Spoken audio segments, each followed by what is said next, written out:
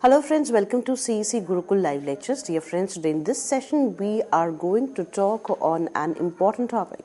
Our topic of discussion is debate on democratization, and of course we are later on going to talk on the classifications of system and regimes. And for the discussion we have with us in our studios Dr. Satish Kumar Jha. Dr. Satish Kumar Jha is Associate Professor in Department of Political Science, Aryabhatta College, University of Delhi. Dr. Jha is a prolific professor, and we are always privileged to have him in the studio because through him we get in-depth knowledge on the various topics. Friends, for today's session you have a privilege too to talk to us through our toll-free number. If you have any query while listening to us, contact us through our number, that is 1-800-110-430. I repeat, our number is 1-800-110-430. Now, I would like to welcome our guest, Dr. Satish Kumar Jha, once again, and would request him to explain us in detail about democratization. Hello, sir. Welcome to the lecture. Thank you, Geetika ji. Good afternoon. In fact, today's discussion we are going to have on a topic called debate on democratization and classification of systems and regimes, particularly from the point of view of comparative politics and political science. This discussion will be spread over two lectures, and we will be trying to cover a lot of ground over these two sessions, including the debate on the classification, which is not new to comparative politics and political science, as many of us recall that in ancient time, ancient Greek political tradition, political thought, in fact there was a lot of discussion and debate on this issue of classification, and the most significant contribution was made by none other than Aristotle, who is also considered the father of political science. When he basically is believed to have studied 158 constitutions, and on basis of his evaluation, his analysis and his observation, he basically made a classification of which one is to be considered the best one. For example, when he was doing this classification, he kept two criteria in mind, that who is ruling and in whose interest the rule is being done, or in other words one can say that who benefits from the rule. So these two criteria, that who is ruling and who is benefiting from that rule, were basically laid down by him to classify the governments, and then on that basis he basically arrived at a six-fold classification, which we will be shortly discussing. But it was initiation of this entire discussion on or debate, or one can say the evaluation of classification of government, and it continued for a very long period of time. Even in modern times we find that this has had influence on number of political scientists who are undertaking this enterprise, this exercise.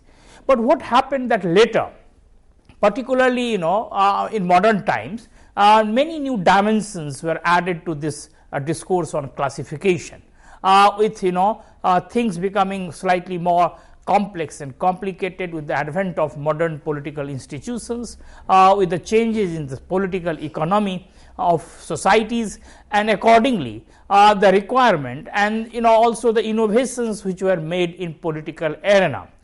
For example, after many liberal bourgeois revolutions, new type of political regimes emerged, including United States of America and the France. One can say they were the revolutionary regimes, and then there are also certain evolutionary regimes like United Kingdom and other places. So therefore what happened, that after these new developments, political developments, the earlier classification, which was basically given by Aristotle, lost much of its significance, and accordingly new ideas, new theories emerged, and therefore we have to take into account the later developments in this entire discourse on classification, be it Montesquieu or for example before Montesquieu or Locke for that matter, and many subsequent attempts which were made by different scholars to classify, categorize the systems.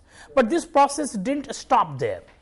In fact, after what happened, that this liberal bourgeois revolution of 17th and 18th century, we also witnessed many changes in 20th century, and those changes were largely on account of the expansion of global international community. When this process of democratization was taken outside the frontiers of Europe, and many Asian, African and Latin American countries also moved in direction of new political experiments and new political journey. So therefore, this expansion of this process from Europe to outside Europe also marked a very new landmark in terms of this evolution of this entire approach, debate and discourse on political on classification of of systems, regimes and the government. And therefore, what we find that accordingly the nomenclature also started changing. Earlier we were talking about classification of governments, then we started talking about classification of constitutions, then we started talking about classification of systems, and then finally a time has come then when we are talking about classification of regimes. So therefore, this nomenclature, the change in nomenclature also suggests that how that has been basically largely affected by, or basically has been done due to the changes in the situation, both internal as well as external into different societies. So therefore, this is something we should keep in mind when we are basically entering into this debate on democratization and classification. And of course, this new dimension has been added to this entire debate and discourse in 20th century, towards the end of the 20th century and 21st century, when basically we find that in late 80s and 90s altogether a new set of developments took place. On the one hand, we had the advent of a new process which was called globalization, and on the other hand also certain revolutions, uprisings took place in many countries, largely on with a quest for democratic rights and democratic representation and participation. And therefore, what happened, which is normally remembered as East European Revolution, or basically revolutions or the uprisings against the socialist regimes of East Europe and Soviet Union. And after that, many debates started in political science and comparative politics, and also in political theory. Most important observation or most important statement was made by Fukuyama when he declared end of history, saying that this disintegration of the socialist regimes suggested that there would be no further movement or development beyond liberal capitalist model, and therefore what exists in this form of liberal democracy or the capitalist system, that will be the ultimate development of human history. Not only Fukuyama, but we also find that someone like Huntington, who while theorizing and discussing waves of democracy talked about advent of democracy and democratic ideas and democratic process, or one can say democratization in the world coming in waves. And he talked about essentially in fact the three waves: the first wave, the second wave and the third wave, and that basically triggered a new debate. Of course, one thing we should remember, that Huntington's this entire theorization about democratization and waves of democratization in fact to some extent now appear to be dated, because recently we have also seen something happening in West Asia in name of Arab Spring. So therefore, one can say that that is perhaps the fourth wave. Or one can, the way in fact Huntington makes this distinction between first, second and third, because according to Huntington, the first wave was from 1828 to 1828 onwards till 1920s, particularly the way it happened in USA, France and UK.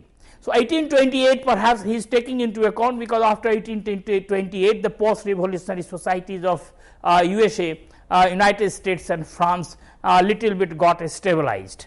United States of course had altogether different pattern of revolutionary change, which didn't create the kind of upheaval which one witnessed in France, but nonetheless by 1828 things started stabilizing. And then France, of course, it took little longer for things to get stabilized, but one can say that 19th century it started showing signs of stability and a kind of pattern in terms of its political institutions and and democratic government and regime. And then United Kingdom, as I mentioned earlier, also a very evolutionary system, but nonetheless by 19th century it became clear that the kind of parliamentary system which was emerging there, a constitutional government, a constitutional monarchy, and all these features started taking a firm shape. So this is perhaps could have been the reason that Huntington's first wave talks about this 1828 to 1920s when he talks about USA, France and United Kingdom. Then he also talks about the second wave, and for him the second wave is from 1943 to 1962, and here basically the post post First World War, or one can say the Second World War onwards, transformation in direction of democracy. I mean post Second World War, one can say. For example, West Germany, Italy, Japan, because three of them were in throes of crisis or under authoritarian and totalitarian regimes during that phase of fascism and Nazism, along with India after decolonization and after independence in 1947. So therefore that is perhaps the second wave Huntington talks about so far as democratization is concerned. And then he talks about the third wave starting with 1970s, that is 1974, and here he talks about that how right-wing dictatorship gave way to democracy, or one can say that authoritarian totalitarian regimes ended. And he basically refers to Greece, Portugal, Spain and some of the Latin American countries, particularly in this category. So these under three waves, or through these three waves, Huntington argues that democratization of the world has happened in modern times. And therefore I just now mentioned that this list of three waves doesn't appear to be all exhaustive, because this process is going on. In fact, of course, one thing also we should remember that what has happened, that this in the third wave, one can also include this East European countries. In fact, and also one can say that the fourth wave, if the third, the East European countries are not included in this third wave, then one can talk about the fourth wave, particularly after this Arab Spring and the quest for democracy in some of the Arabian world, West Asian region, particularly those areas which at one point of time witness a upsurge for nationalism against imperial rule, against colonial rule. But nationalism perhaps started showing signs of limitation, because it was not enough in terms of people's aspiration for democratic rights. And therefore what happened, that some of the leaders who at one point of time, when they talk of pan Islamic regimes, when they were they were so popular among the people because of their anti-colonial, anti-imperialist stance, became very unpopular. They lost legitimacy in the eyes of the people, and people rose in revolt. And therefore what is now commonly referred as Arab Spring, particularly the quest for people's participation, representation and rights. And therefore this Arab Spring signaled a new phase of democratization. Of course, things are still not stable and settled, because some of the countries where we saw this Arab Spring, in fact again they reverted back to some sort of authoritarian regimes. But nonetheless it signaled a new phase particularly in this history of democratization in modern times. Besides what Huntington talks of. Even Huntington's classification of the three waves, the first, second and the third, as I mentioned, can be also questioned, because one doesn't know where to put this entire post-89 democratization in Eastern Europe. So therefore this is how one can look at the debate on democratization, particularly in modern time. And accordingly what I was mentioning earlier, that this classification discourse in comparative politics didn't stop with simply classification of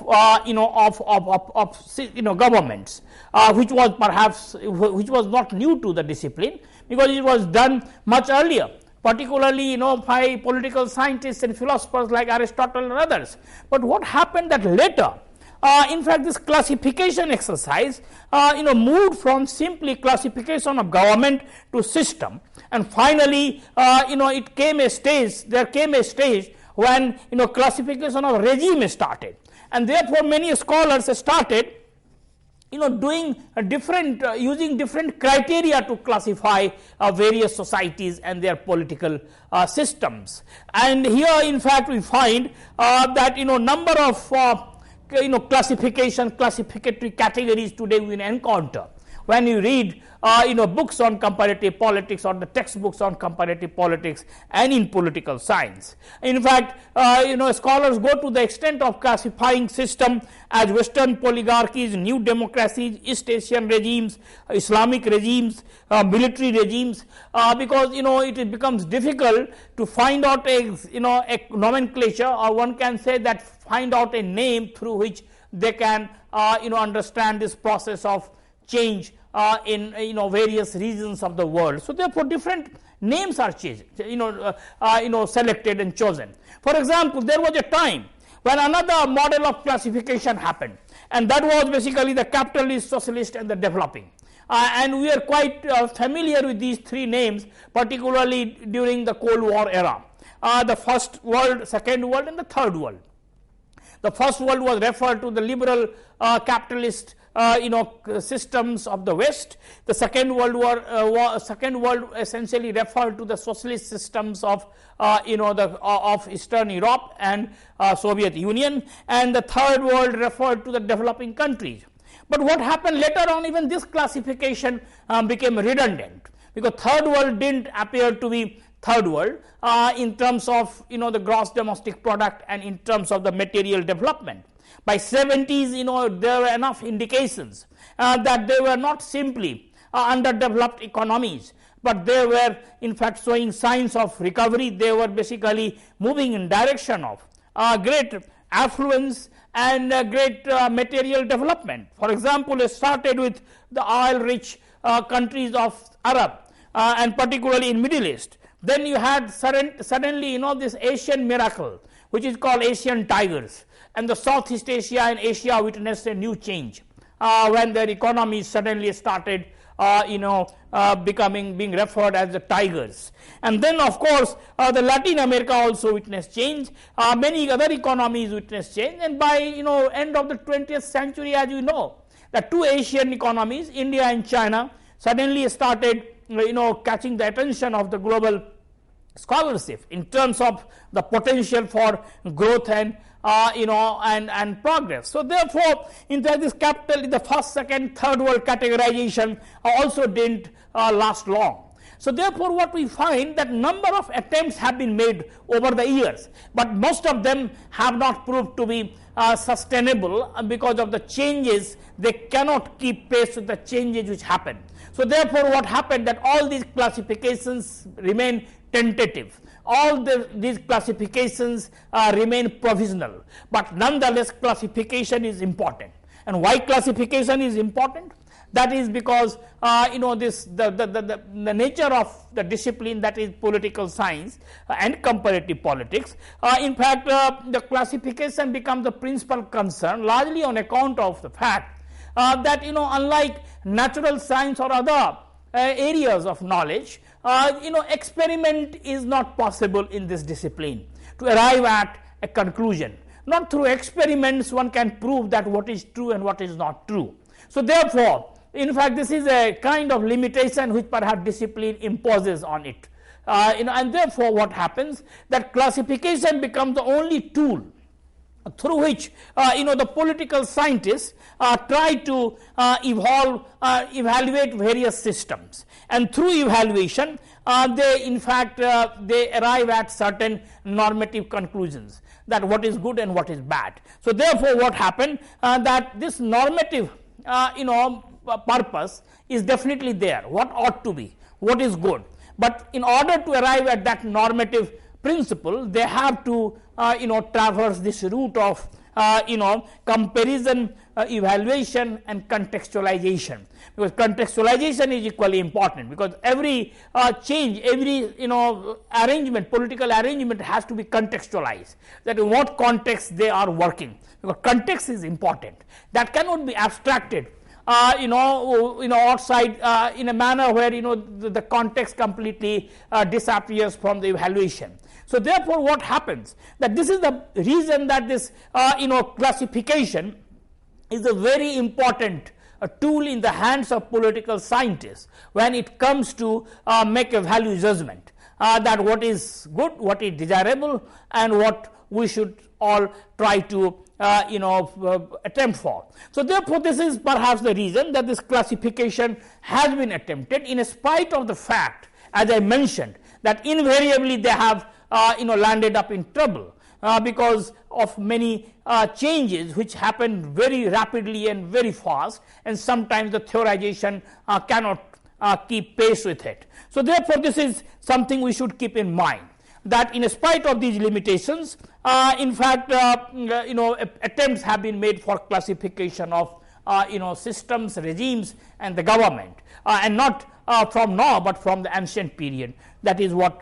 I was referring to, particularly in context of Aristotle.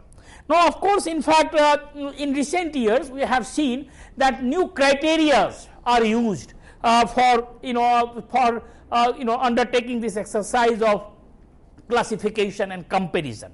One criteria is often used, that who rules. On basis of this, perhaps it becomes slightly more convenient or useful hint, or one can say useful fact to arrive at a conclusion that what is the nature of the politics, or one can say the political system there. In fact, whether it is being ruled by elites or perhaps the masses have a consent taking mechanism is there. People's mandate is basically factorized in the rule. So in other words, what can be the nature of the government based on consent or perhaps coercion. So therefore, who rules? Then the nature of compliance, that how compliance is basically secured, compliance of the people, the citizens, whether through force or through rule of law. Then of course, one can say that bargaining and compromise, is there any mechanism for bargaining and compromise in the system or not? Because that is well known, the liberal democracy is essentially for bargaining and compromise to arrive at consensual decisions. So therefore, bargaining and consensus, and compromise are another yardstick through which perhaps regimes and the systems and the governments are evaluated. Then of course, the level of material development cannot be ignored, because that is well known that the kind of ideal which is set by political scientists, and that part will also take up that how it is often criticized for being Eurocentric or kind of ethnocentric bias they demonstrate, and that is essentially the Eurocentric bias. The particular set of values they privilege in their discourse and in their analysis, and that values are largely derived from a particular context, particular value system, that is a liberal democratic value system operating within the broad capitalist political economy. So therefore, in fact this is one of the criticism which is also important. For example, many scholars, the critics point out that they altogether ignore the cultural milieu, the cultural context of this evolution of various political systems and process of democratization and material development in many Asian nations, in many Asian countries, including China, India, Japan and many other countries which have witnessed both democratization as well as economic development, be it the Confucian values or some other Buddhist values in the other East Asian countries, or some of the other traditional Indian value system. So therefore, they feel that the comparative politics normally ignores those contexts, and they simply try to abstract from a particular set of principles they laid on for themselves, and they are essentially rooted, anchored in a particular cultural context, that is the context of the Europe. So therefore, this level of material development nonetheless is a very important reference point for evaluating both democratization and the system. And then of course, the recently what has happened, that market becomes a very important criteria, because it has been argued that democracy essentially requires a market based economy, which offers choices, which offers competition, along with of course the multi-party system, the free elections and the competition among various political forces, and all of them, it is argued, are the product of this market economy. That is not possible in a non-market economy. So therefore this is another prioritization of a particular set of ideas, ideologies and values, that is the market. Whether the market is free, market is operating successfully or not, market mechanism rather becomes a very important criteria for evaluating various systems and the process of democratization. Of course, now it is also showing sign of some contradiction, that how market and democracy and democratic principles can be reconciled, because it is often argued that market leads to exclusion, whereas democracy should imply inclusion of the people and their citizens, citizen and their rights. So therefore exclusion and inclusion, the two principles come into conflict with each other. So therefore this is also an argument which is being offered today, that whether it is possible to have a real sense a democratization of society within a market economy. And of course this issue was raised a long time back by none other than a great political theorist C.V. Macpherson, when he critiqued liberal model of democracy precisely on this issue.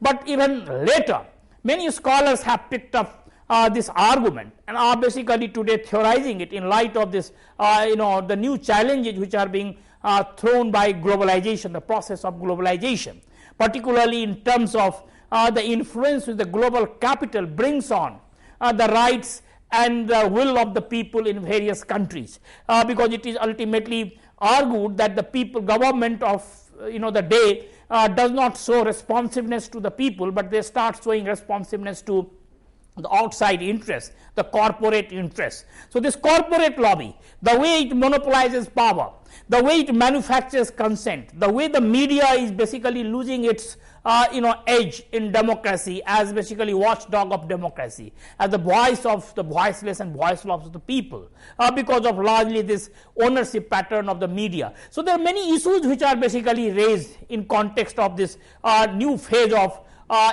democratization and the challenges which are happening. But what I was mentioning, that these are essential criteria which are basically laid down by scholars when they evaluate various regimes, various government and the various trajectories of democratization in contemporary times, who rules and the nature of compliance, the bargaining and the power of the people and the nature of compromise mechanism, institutional mechanism for compromise.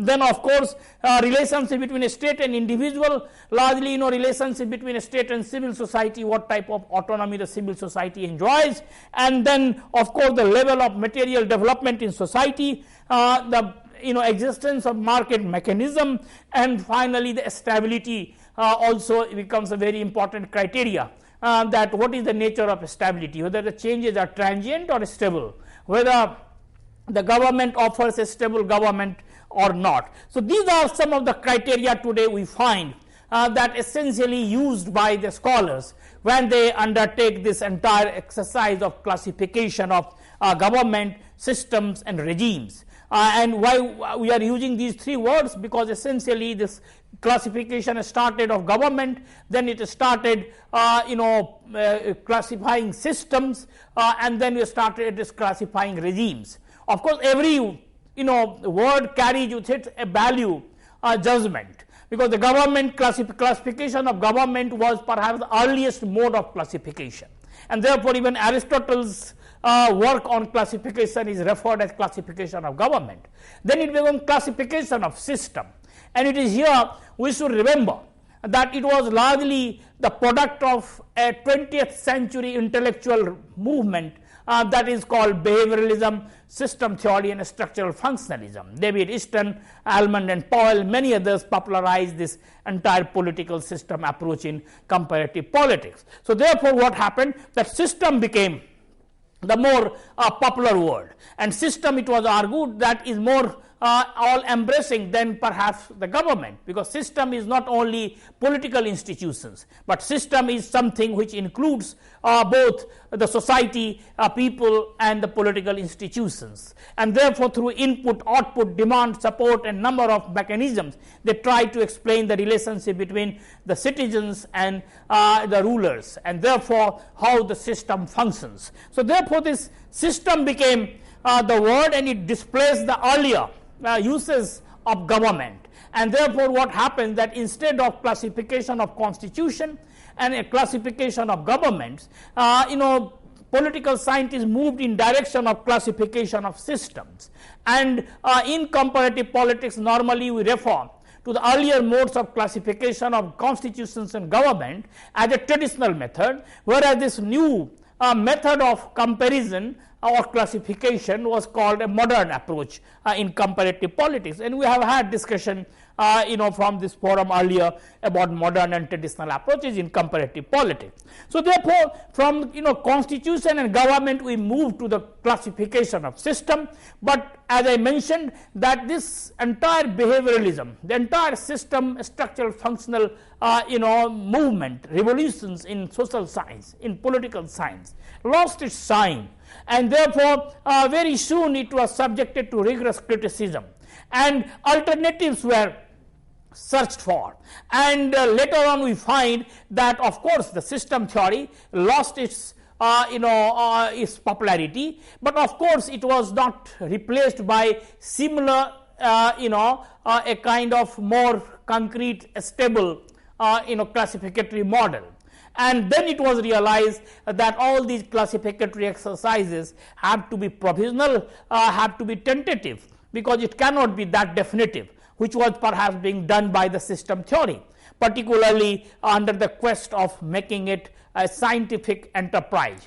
And therefore this entire quest for objectivity, value neutrality were also rejected, and said that this quest is not sustainable in social science and in political science, and therefore whatever classificatory attempts we take, that has to be provisional, that has to be tentative. So therefore what has happened, that subsequently whatever classification has happened has largely been provisional, but nonetheless scholars have been attempting it, and therefore accordingly we find that later on we find that number of ways to do it, and in fact these ways, as I mentioned, that sometimes are done under these headings: Western oligarchies, which essentially refer to the liberal democracies of the West, and then the new democracies, then of course the East Asian regimes. Now these new democracies of course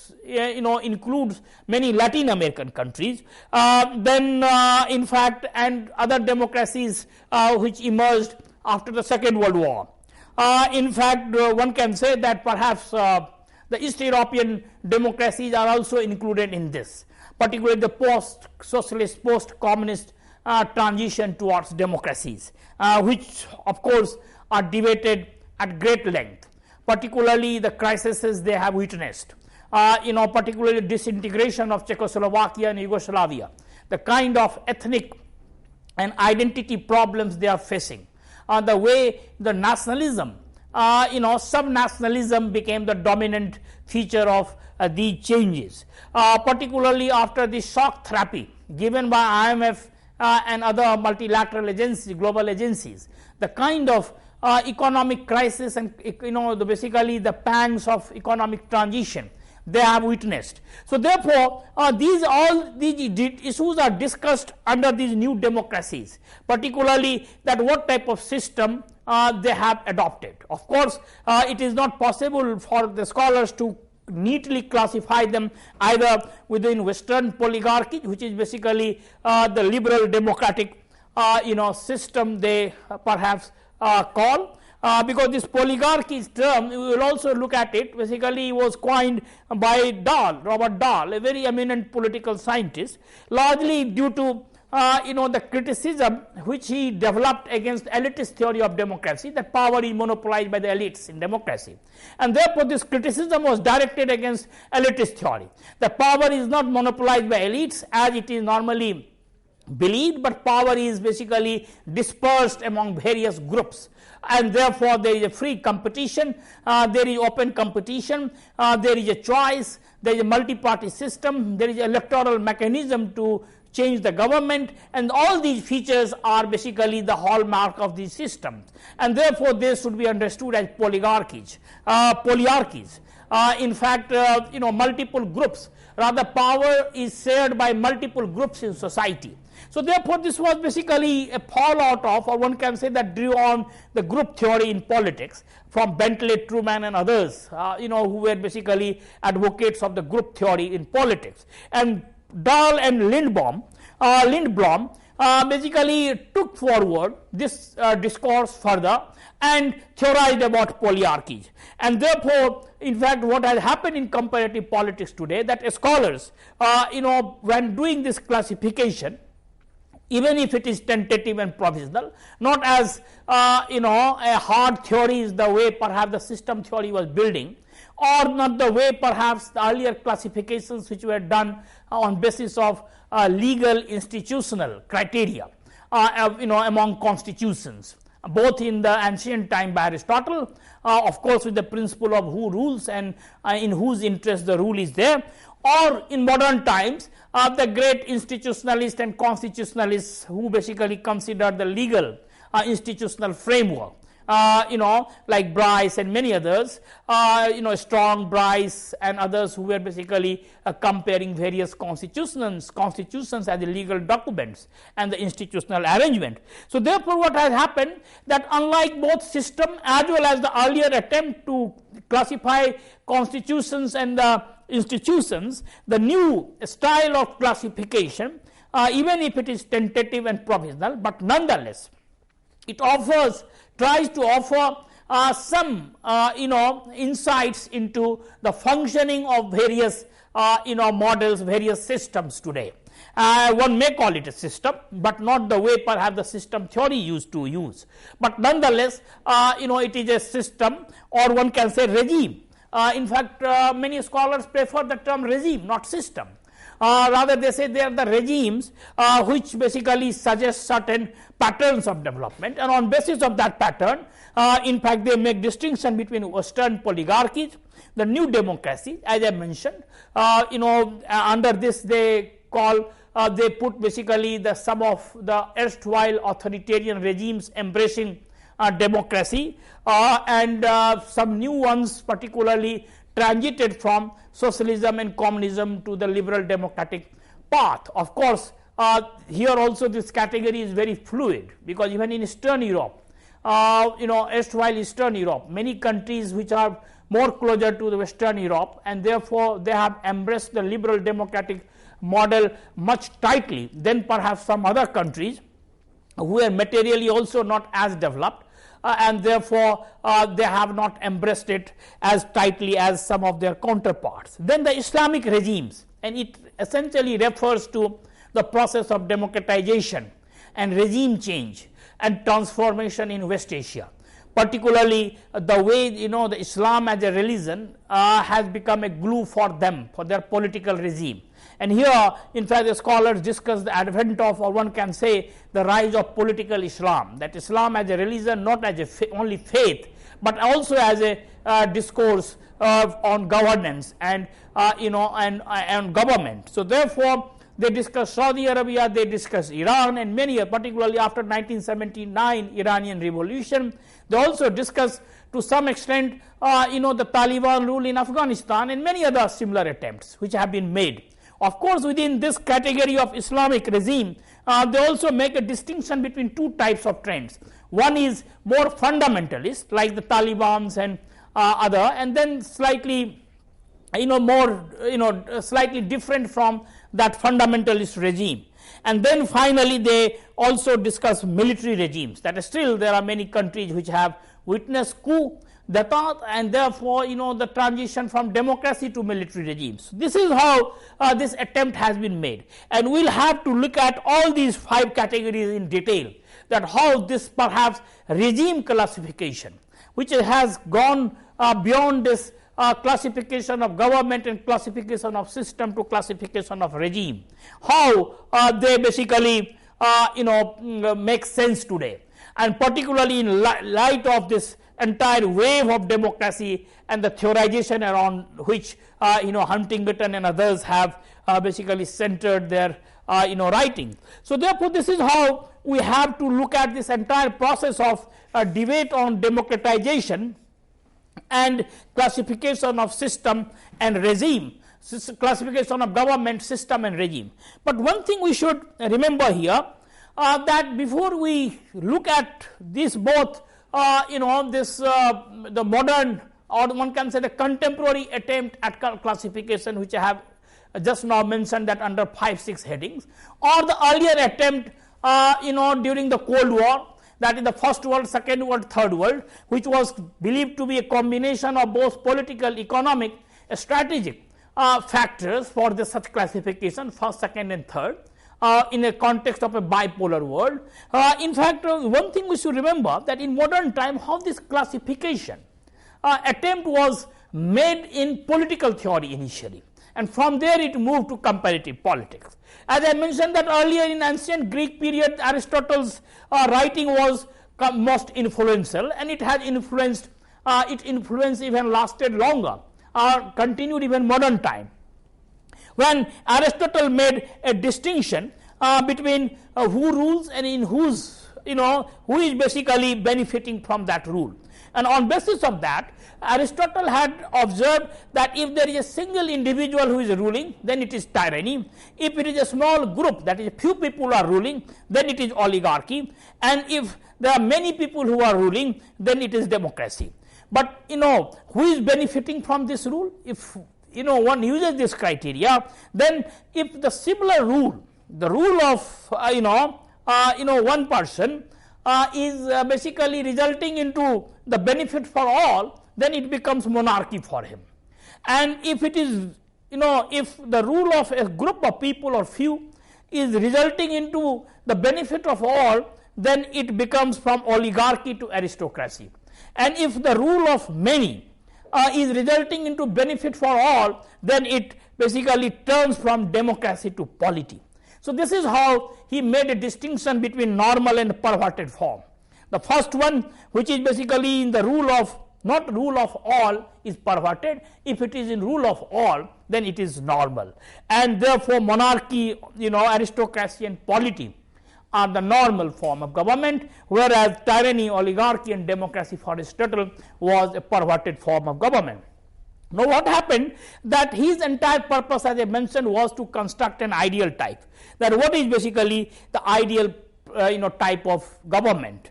That was the normative criteria he had in mind. And therefore, in fact, he had also observed that monarchy and aristocracy were impracticable, and therefore he had concluded that the polity was the best.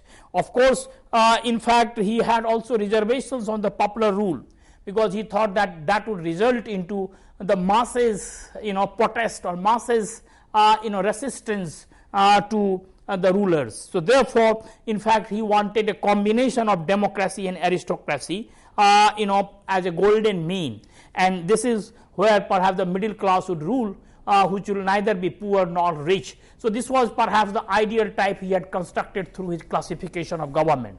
But as I had mentioned, that this classification was essentially meant in order to evaluate and contextualize various systems, because this is how perhaps the social science can arrive at a conclusion, unlike natural science, where perhaps laboratory investigations can result into a conclusion, or a laboratory investigations can give you a truth.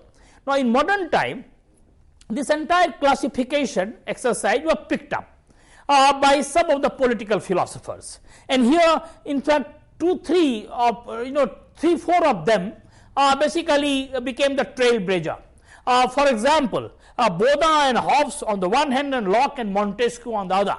They became perhaps the great inspiration for subsequent generation of scholars and scholarship. So what happened is, Hobbes and Baudin triggered this entire debate in modern time, particularly through their discourse on sovereignty, the loci of power, that who is sovereign in society.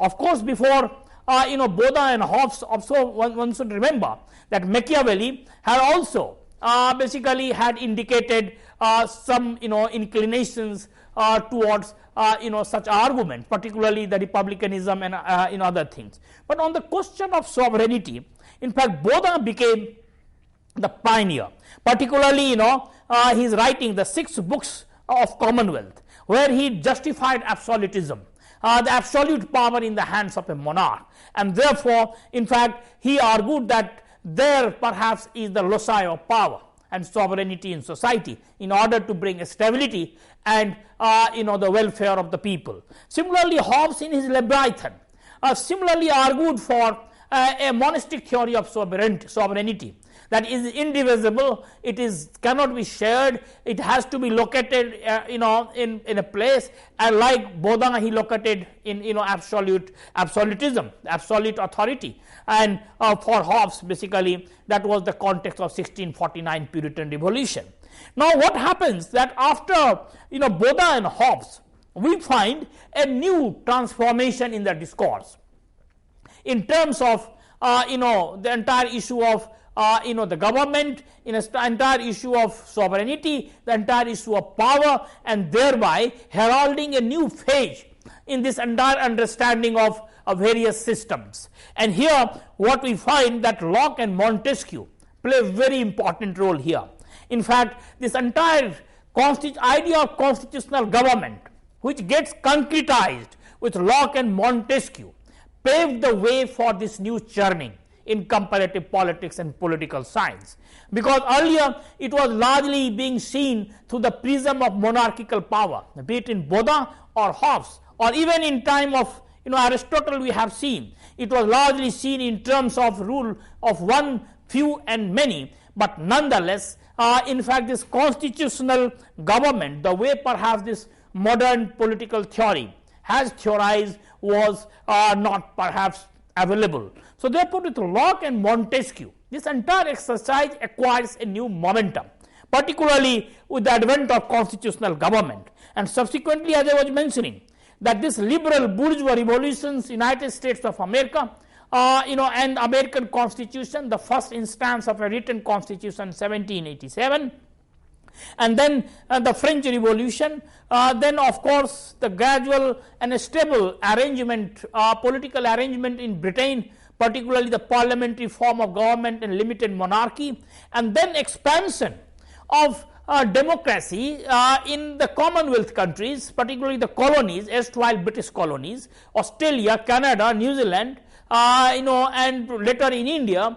Of course, we find that this entire exercise, which was undertaken by Locke and Montesquieu about constitutional government, started showing its fruits, and ultimately we find that these two writings have completely transformed this discourse in comparative politics. One is John Locke, Two Treatises on Government, and another is Montesquieu, that A Spirit of Laws, where he basically talked about the constitutional circumstances to protect liberty, because that was perhaps paramount in his mind, because how to protect individuals' liberty. Because Hobbes and Bodha were more concerned about stability and security of the people, but perhaps Montesquieu and Locke, they were more concerned about rights and liberty. Locke was concerned about rights like right to property, right to choice, freedom, and Montesquieu similarly was also concerned about individual liberty. In fact, they became the critique of absolutism. And therefore, what happens that in fact, Montesquieu became a great admirer of the British political system, because he thought that this system symbolized the hallmark of symbolized the individual liberty, the protection of individual liberty. And therefore, the way basically taking clue from Locke, Montesquieu theorized separation of power, checks and balances, became the new dominant ideas in comparative politics and classification of government, and the rise of modern constitutional governments and systems. For example, United States of America, the first written constitution perhaps incorporated these theories, these principles of Montesquieu and Locke. separation of power, checks of balances. Of course, United States of America made also some other innovations which were purely American in nature. For example, the federalism and the federal ideas, but separation of power and checks and balances were essentially drawn from the writings of Locke and Montesquieu. Of course, so we find that this Locke and Montesquieu set a new principles for the comparativists and the scholars doing this exercise of classification of government. So now, of course, it was not between tyranny, aristocracy and democracy as it was done during Aristotle's time, or it was not basically the kind of absolutism which was glamorized and glorified by Bodin and Hobbes, but it was largely a constitutional government. And here begins a new discourse within constitutional government, whether be it presidential or parliamentary, unitary or federal. What is the nature of the state power, unitary or federal? What is the nature of government, presidential or or the parliamentary? So therefore, what happens that a new issues emerge within this constitutional government, the discourse on constitutional government, and accordingly scholars started engaging with these issues in comparative politics, particularly after advent of these new models, new systems, new political arrangements in USA, France, Britain and many other Commonwealth countries. Now what happens that as I was mentioning that by late 19th century Aristotelian classification became redundant, constitutional republicanism emerged in USA, democratic radicalism emerged in France, and what happens that parliamentary government became a stable United Kingdom. And then of course one important development which was perhaps not addressed earlier was the birth of political parties. So all these things, new developments, completely transform this entire discourse on on classification in comparative politics, and accordingly we find that new churning happened. And this is what, as I was mentioning, that the political system theory, when it emerged as a new model of classification, critiqued it as a traditional and institutional method of classification. But later on, in fact, we find that Tocquevillian, this Montesquieu's influence came to the discipline of political science and comparative politics through Montesquieu, particularly his great work on through this Democracy in America. And here Tocqueville, the way Montesquieu was concerned with individual liberty and perhaps invented this checks and balances and separation of power to protect individual liberty. In fact, Montesquieu, Tocqueville also was concerned with a similar thing in a different way, when he talked about the value of associational life, associations and civil society institutions for individual liberty. So this is in brief, one can say that how these traditions in political theory and political thought have influenced this entire discourse on classification of systems, regime and governments, along with this entire debate on decolonization, on democratization. So with this background, we have to see that how particularly in the 20th century the first world, second world, third world classification emerged, and subsequently that has been replaced by new modes of classification which I just now mentioned, among the Western oligarchies, new democracies, East Asian regimes, Islamic regimes and the military regimes.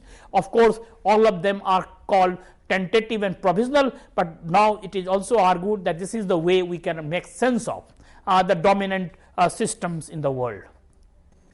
With this note, thank you, sir. Thank you so much for giving us this session. Friends, you are requested to write to us at info.cec@nic.in if you have any question or feedback. We are taking your leave with the promise that we are going to meet soon. Till then, take care. Goodbye. Thank you, sir. Thank you once again.